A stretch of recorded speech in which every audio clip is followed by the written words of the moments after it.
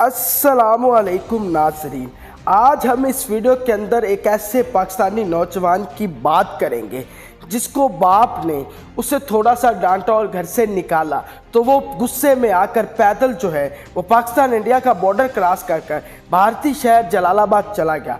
इस वक्त वो भारतीय जलालाबाद का जो शहर है जलालाबाद वहाँ मौजूद है, पुलिस की कस्टडी में है।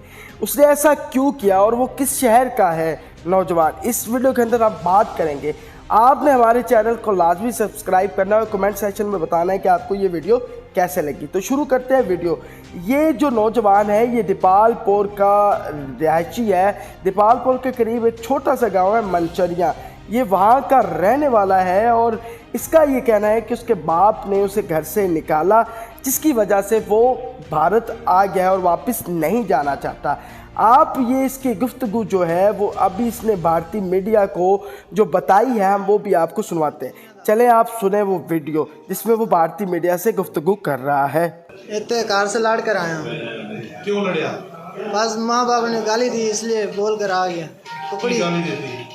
वो कह रहे कंजर है तो कुत्ते हैं, बगैर रहते हैं, दल्ला हैं, वैसे बोलते हैं। हाँ। मैंने कार छोड़ दिया, इधर आ गया। हाँ। इधर कैसे आया? बॉर्डर क्रॉस करके कैसे क्रॉस किया? किसी को भी नहीं पता लगा है। इधर थोड़ी आर्मी जो है उसको पता लगे। हाँ। उसको मैंने आके आवाज़ दी है, मैंने इधर आना है। उसने बोला इधर बैठ जाओ। पूरा घंटा बैठा हूँ, फिर घंटे के बाद इधर ले आया, खाना भी खिलाया है। फिर आट के मुझे लेके गए हैं नानी कहता सौका ही ना है अपने कैंट पर ले गए हैं। हाँ। उते फिर मेरी पूछताछ करते रहे हैं। फिर रात 3 बजे फिर इधर लेके आए हैं। फिर इधर मेडिकल कराए हैं डॉक्टर के पास, सरकारी थे। उसके उन्हें मेडिकल किए हैं, मेडिकल करके फिर थाने दिए थे। फिर इन्होंने पूछताछ की है बस।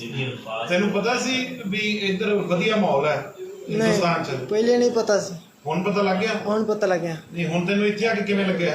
हुण इत्थे आके इंज लग्या है जिस पुलिस ने फद्या, इन्हें मारिया नहीं है, हाँ। इन्हें हाथ नहीं लाया, सिर्फ सवाल जवाब करते रहे। सवाल जवाब तो हर इंसान कर लेता है। हाँ। इन्होंने सवाल जवाब किए हैं लेकिन मैंने जो बताया सच बताया। हाँ।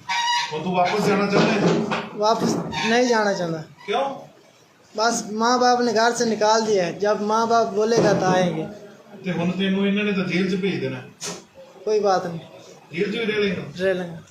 अच्छा, उत्थे की हुई गल की हुई सी, क्यों झिड़का पईयां?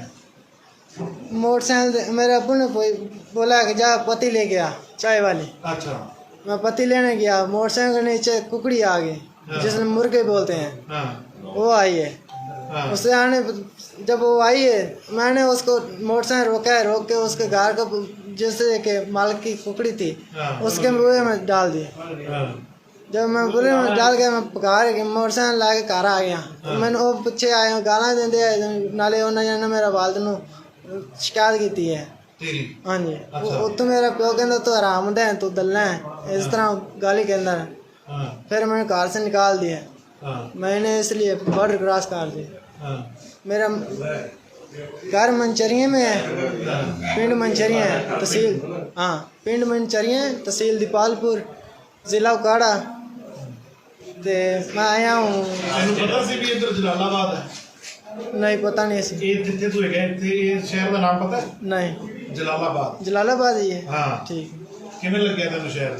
शहर बहुत अच्छा है। पुलिस किदां दी लगी? अच्छी है। चंगी पुलिस? हाँ जी। तुहाडे पाकिस्तान दी पुलिस किहो जी है? वो बुरी है। किवें बुरी है? बुरी इस तरह है, जो पकड़ लेते हैं पहले पिटाई करते हैं, बाद में पूछताछ करते हैं। अच्छा। हाँ जी। ते ये की करदे हैं? ये पहले पूछताछ करते हैं, बाद में पिटाई करते हैं। अच्छा, ये पहले पूछता करते बाद में पिटाई करते हैं। जी। तेनू मारिया किसी ने? नहीं, किसी ने नहीं मारा। किसी ने नहीं मारा? अच्छा, तू हुण पाकिस्तान छड्ड के हिंदुस्तान आ गया, खुश है इत्थे? हाँ, इधर खुश हाँ। इत्थे खुश है? हाँ जी। इत्थे ही रहना चाहना है? इधर रहना चाहता। ते ये तो कहते तेनू वापस भेज देना? तो वापस भेजना फिर मैं चला जाऊँगा, कोई टेंशन नहीं। हाँ। लेकिन ये यार मैं अपने घर नहीं जा सकता। घर नहीं जा सकता? नहीं, मैं क्यों? बारिश धक्के खाऊंगा। अच्छा, इत्थे ही रहना है? हाँ। अच्छा, नाम की तेरा? अब्दुल मजीद। अब्दुल मजीद। जी। पिंड? मंचरिया। मंचरिया। हाँ जी। पाकिस्तान। जिला? ज़िला उकाड़ा। उताड़ा। हाँ जी। ठीक है। ਪਾਕਿਸਤਾਨੀ ਇੱਕ ਸ਼ਖਸ ਜਿਹੜਾ ਹੈਗਾ ਪੁਲਿਸ ਦੀ ਹਿਰਾਸਤ ਵਿੱਚ ਹੈ, ਉਹ ਕੀ ਮਾਮਲਾ ਹੈ ਸਰ? ਇਹ ਰਾਤ 52 ਬਟਾਲੀਅਨ BS ਵੱਲੋਂ ਲੈਟਰ ਆਇਆ ਸੀ ਸਾਨੂੰ ਵੀ ਇਹ ਬਾਰਡਰ ਕ੍ਰਾਸ ਕਰਕੇ ਆਇਆ ਜੀ। ਤੇ ਇਹ ਪੱਤਰ ਤੇ FIR ਦਰਜ ਕੀਤੀ ਹੈ ਤੇ ਸਾਨੂੰ BSF ਵਾਲੇ ਹਵਾਲੇ ਕਰ ਗਏ ਸੀਗੇ ਤੇ ਇਹਦੀ ਪੁੱਛਗਿੱਛ ਕਰ ਰਹੇ ਹਾਂ ਅਸੀਂ ਵੀ। ਸਰ ਇਹਦੇ ਕੋਲ ਕੋਈ ਬਰਾਮਦਗੀ ਵੀ ਹੋਈ ਹੈ? ਇਹਦੇ ਕੋਲੋਂ 290 ਰੁਪਏ ਦੇ ਪਾਕਿਸਤਾਨੀ ਕਰੰਸੀ ਨੋਟ ਹੈ ਤੇ ਸਿਗਰਟਾਂ ਤੇ ਉਹ ਬਾਕੀ ਇਹਦਾ ਜਿਹੜਾ ਸਮਾਨ ਰਹਿਣ ਸਹਿਣ ਦਾ ਉਹ ਸਾਬਣ ਵਗੈਰਾ ਸੀਗਾ ਇਹਦੇ ਕੋਲ। ਸਰ ਕੋਈ ਦੱਸਿਆ ਇਹਨੇ ਵੀ ਕਿਵੇਂ ਇੱਧਰ ਆਇਆ ਸੀਗਾ, ਗਲਤੀ ਨਾਲ ਆ ਗਿਆ ਜਾਂ ਫਿਰ ਕੁਝ ਹੋਰ? ਅਜੇ ਇਨਵੈਸਟੀਗੇਸ਼ਨ ਚੱਲ ਰਹੀ ਸਾਡੀ ਤੇ BSF ਨੇ ਪੁੱਛਗਿੱਛ ਕੀਤੀ ਹੈ। ਤੇ ਪਾਕਿਸਤਾਨ ਦੇ ਕਿਹੜੀ ਜਗ੍ਹਾ ਦਾ ਇਹ ਵਸਨੀਕ ਦੱਸ ਰਿਹਾ ਆਪਣੇ ਆਪ ਨੂੰ? ਇਹ ਮਨਚਰੀਆ ਪਿੰਡ ਦਾ ਮਨਚਰੀਆ ਮੰਚਰੀਆ ਪਿੰਡ, ਤਹਿਸੀਲ ਜ਼ਿਲ੍ਹਾ ਦਾ ਤੇ ਡਿਸਟ੍ਰਿਕਟ ਕਾਰਾ, ਤਹਿਸੀਲ ਦੀਪਾਲਪੁਰ। ਠੀਕ।